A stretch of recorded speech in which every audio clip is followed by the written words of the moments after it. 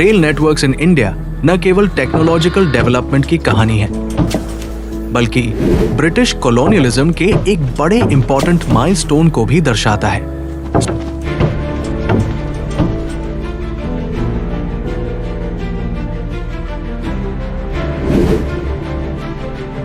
भारत में पहली ट्रेन की शुरुआत 16 अप्रैल 1853 को हुई थी। भारत में रेलवे की शुरुआत लॉर्ड डलहौजी के कार्यकाल में हुई। 16 अप्रैल 1853 का दिन भारत के इतिहास में एक मील का पत्थर साबित हुआ, जब पहली बार एक रेलगाड़ी ने बॉम्बे के बोरी बंदर स्टेशन से ठाणे तक की दूरी तय की।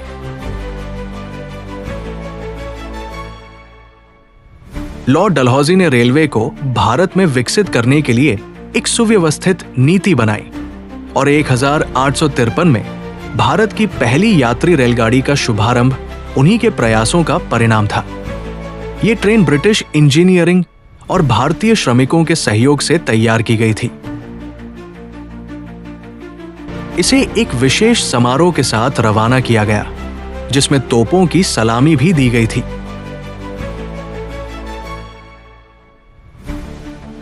इस ट्रेन ने बॉम्बे बोरीबंदर से ठाणे के बीच 34 किलोमीटर की दूरी लगभग 57 मिनट में तय की।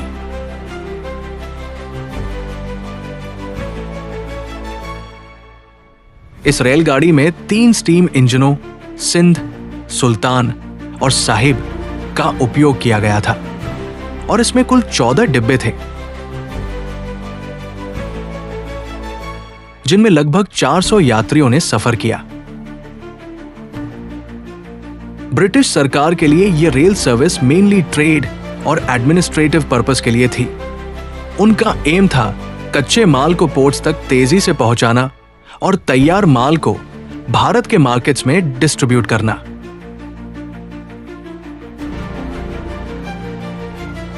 इस यात्रा ने केवल दूरी को नहीं, बल्कि सोशल और इकोनॉमिक्स ऑफ ब्रिटिश लूट इन इंडिया को भी नया आकार दिया।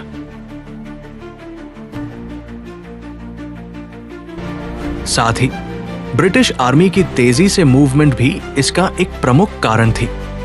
हालांकि इन लॉन्गर टर्म्स में ये इंडियन सोसाइटी के लिए भी बेनिफिशियल सिद्ध हुई। रेल सर्विस ने डिफरेंट स्टेट्स, कल्चर्स को जोड़ा,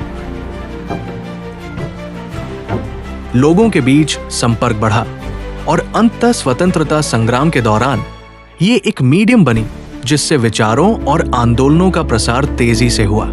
रेलगाड़ी के आने से भारत में एक नई रेवोल्यूशन की शुरुआत हुई।